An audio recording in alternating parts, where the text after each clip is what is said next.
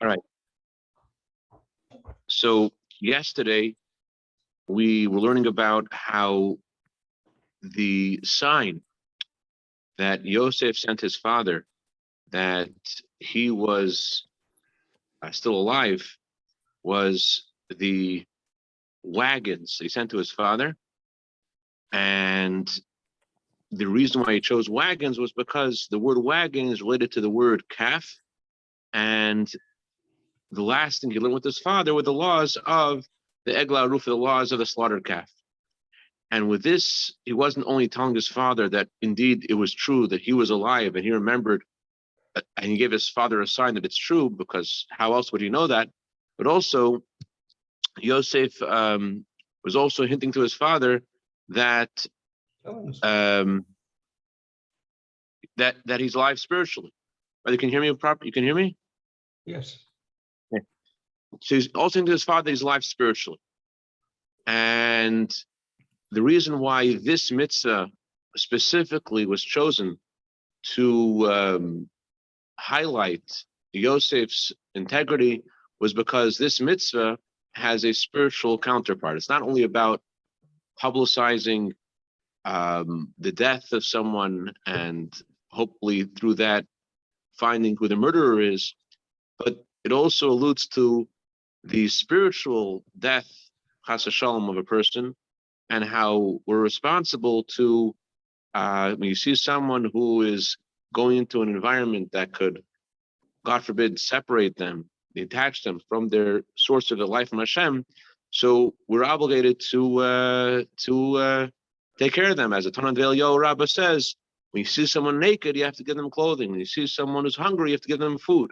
Naked means naked from mitzvahs, and hungry, they're missing Torah. So Yaakov was telling Yosef about the responsibility that we have for each other. And by teaching him about this, he was also giving him a empowering message that I'm with you, and you're not alone, and you're going to go to this very difficult mission, but you're not going by yourself. That's what Yaakov was imparting to Yosef with the law of Eglah Rufa. By talking to him about responsibility, he's also alluding to the fact and empowering him with the truth that he's not going there by himself, that Yosef is going with Yaakov. That's the basic point we did up to, 1 second. Yes. Right. Okay. Now I'm going to go and tell you to outside, but we don't have too much time today, to catch a flight over here in Seattle back to home sweet home. So now we're going to ask a question about what we learned till now. Questions like this. The point over here is that Yosef remained righteous, remained holy, remained a tzaddik despite whatever was going on. But Yosef doesn't just give this message to Yaakov. Yaakov's reaction to Yosef is, my son is greater than me. Yaakov, the Medrash says that when he lost Yosef and he was separated from Yosef, he said to God, he said to his children, after they came back from Egypt and they had to leave Shimon there, and they wanted to bring Binyamin back, Yaakov said, why did he do such evil to me by telling this viceroy of Egypt that you have another brother? That's what Yaakov was saying. And Hashem said, I am busy crowning your son as the king of Egypt, and you're complaining. So Yaakov, Medrash says, was on a lower level than Yosef, and Yaakov acknowledged this. And it says, and it emphasizes how Yosef was even greater than Yaakov. And the question is, why is this pertinent here? Why is it important to know when Yaakov says the words, my son is alive, he says, Rav od Yosef nichai. He's not just alive, he's more alive than I am. Why is that relevant here specifically? Why is Yaakov emphasizing this here when he discovers that Yosef is alive? Why is this relevant here? Also, another question is, Aliyah number 3, according to our custom, begins in middle of a subject and it ends in the middle of a subject.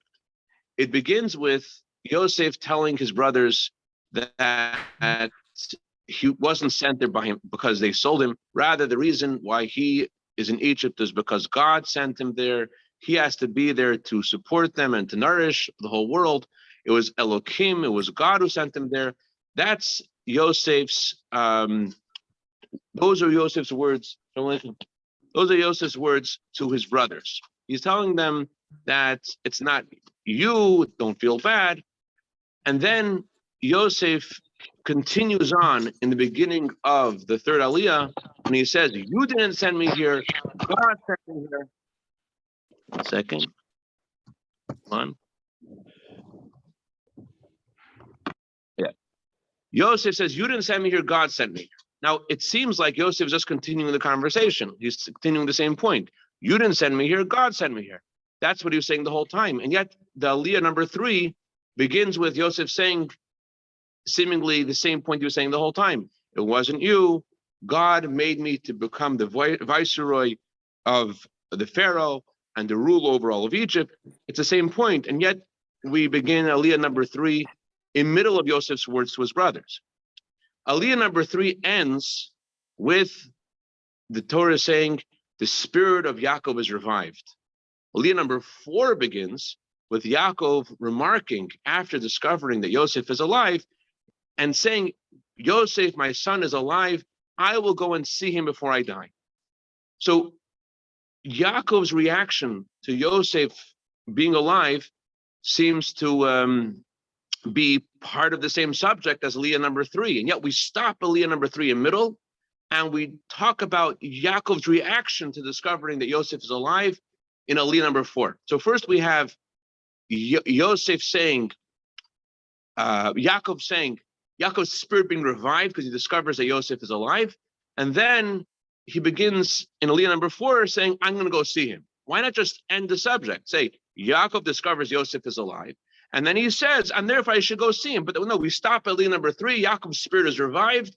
And then we go to Aliyah number 4 and say, therefore I'm going to go see him. Why are we stopping in the middle of the subject? And with Yaakov saying, I want to go see Yosef. No, we stop in the middle when Yaakov's spirit is revived. Aliyah ends. Next Aliyah, I should go see him. Why do we do that? So to understand all these questions, we have to understand the meaning of why Yosef was the first Jew sent to Egypt. There is a difference between Yosef and the patriarchs. They chose to be shepherds. Avram, Yitzchak, and Yaakov were shepherds. And the reason they wanted to be shepherds was because they wanted to maintain their attachment to Hashem. And what better job is there to be in a state of sublime tranquility and holiness than being a shepherd? That's why they wanted that job.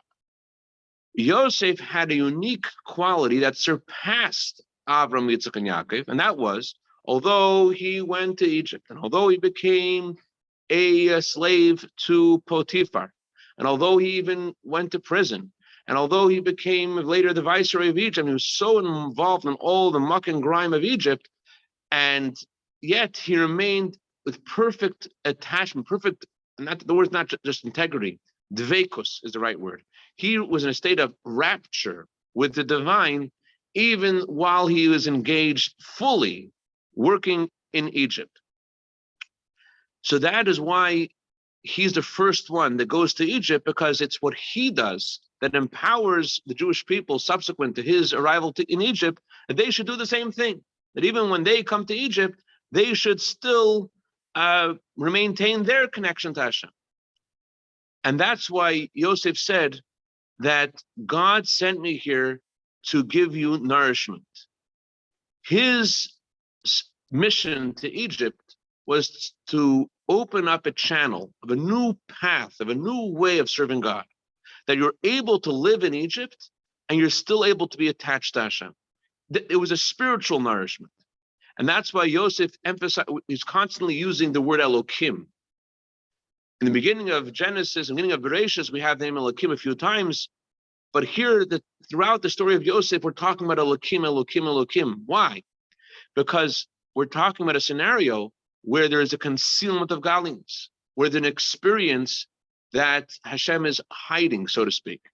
And that's what the name Elokim is about. Elokim is numerically equivalent to nature, Hateva, and it's the way Hashem hides himself. So Yosef was saying that his mission was in a circumstance of pain and difficulty and concealment and darkness, and we don't see how Hashem's mercy is reaching you, and you feel you're alone. And Yosef is able in that difficult circumstance to cause great salvation for the Jewish people and the world there as well. So that's why he was sent there first, to empower the Jewish people to withstand the temptation and the angst of being in a state of divine concealment. But that's not the goal of why Yosef went to Egypt. I think Rabbi Shachat used the expression, you could really stay out of trouble and end up in a Gan Eden for losers. The purpose of Yosef's going to Egypt wasn't just he shouldn't stay out of trouble. It wasn't just so he should maintain his attachment to Hashem. He shouldn't lose. That's not the purpose. The purpose of the soul is sent to the world is not just that shouldn't mess up. The reason why Yosef was sent to Egypt was, as the word Yosef means, the word Yosef means to add. Something new should happen. When Rachel gave birth to Yosef, she said, may God give me another son.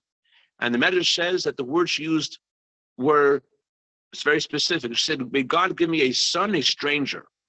And Tzemach Tzedek explained that she wanted that her son should be someone who could help a person who feels like they're a stranger, that they're not part of the Jewish people, that they should also feel that they're part of it, that they're also part of the family. And that's not only about individuals. Yosef is about an environment which feels otherly, which feels that this environment is not part of it. This environment is not godly. It's not holy. And the unique power of Yosef is to transform that kind of environment and to make that environment holy as well. That's what Yosef is about. Not just to not be affected, but to make a change, to change things there. That's what Mashiach is about. Mashiach is not only about we'll keep all the mitzvahs like we did before. Mashiach is about all of the Gentiles in the entire world serving God. It's not just about bringing things back. It's about making something new, that the entire world is transformed to serve Hashem. And that's what Yosef did. Someone asked me earlier this week, Yosef, according to Rashi, he didn't just force everyone in Egypt to keep the 7 laws of Noah. Rashi says he even circumcised them. And the reason why he did that was because halachically, if they were his possessions, if the Egyptians were his slaves, the halacha is if you have a slave, you have to circumcise your slave. They can have a knani. So Yosef is not just maintaining his integrity, he's transforming the whole fiber of the culture of Egypt. So there's a huge difference between the two elements in Yosef's mission. Number one, that he is maintaining his integrity or his rapture, his attachment to Hashem. And number two, the transformation he's affecting in Egypt. There's a huge difference. The first thing, maintaining his integrity, not being affected, not being brought down, that's something that all of us are empowered to do personally. We have it in us. Not everyone knows the Jewish people are called Yaakov, Yisrael. That's names of the Jewish people. Not everyone knows, but yesterday in Hayom Yom, Jewish people are called Yosef. That's one of our names. Hashem led the Jewish people, the sheep, Yosef. We're called Yosef. Why are we called Yosef? We're called Yosef, the Medrash says, that just because Yosef fed the Jewish people in the time of hunger, since he fed us time of hunger, therefore that's our name. It's not only about him feeding us physically, it's about Yosef giving us the ability to be in a state of spiritual hunger. And despite the fact that we're in a state of spiritual hunger, a state of concealment, a state of darkness, we're able to still live a perfect spiritual life. Yosef gave us this power like food. What's the emphasis that Yosef fed us? Food is something you put in your system. It's not like just the air that you breathe. It's not just something that you're in an environment. Food becomes part of you. The ability of a Jew to be able to be connected to Hashem, no matter what's going on around him, that's something in us. That's something which is part of us. That's something that we could That's something that is our identity. We are Yosef. We're able to do that. That's the first power of Yosef, the power of not being affected, not being brought down. The second power of Yosef is unique to Yosef. Even Avram, Yitzchak, and Yaakov didn't have this unique ability to transform. Only Yosef did. So the Torah says that since Yosef did this himself, he imparted us to be his emissaries to carry his strength. It's not, in other words, it's not our own. The first element of not being affected, of not losing our integrity, of not getting cut off, that's something that we have inside of us. That's something he fed us. The second power of transforming our surroundings, that's something which is unique to Yosef, but Yosef imparts to us this power as his emissaries. It's not something we have intrinsically. It's something that we receive from him, but not something that we own. So now we can understand the division of Aliyah number 3. Aliyah number 3 begins with Yosef saying, you didn't send me here, God sent me here.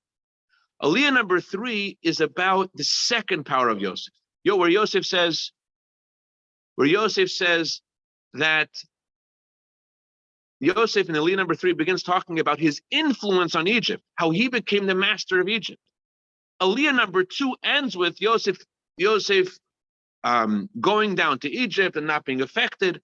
Okay, that's point number 1. That's Yosef's first power. The higher power of Yosef to transform Egypt, that is in Aliyah number 3. It's a different subject.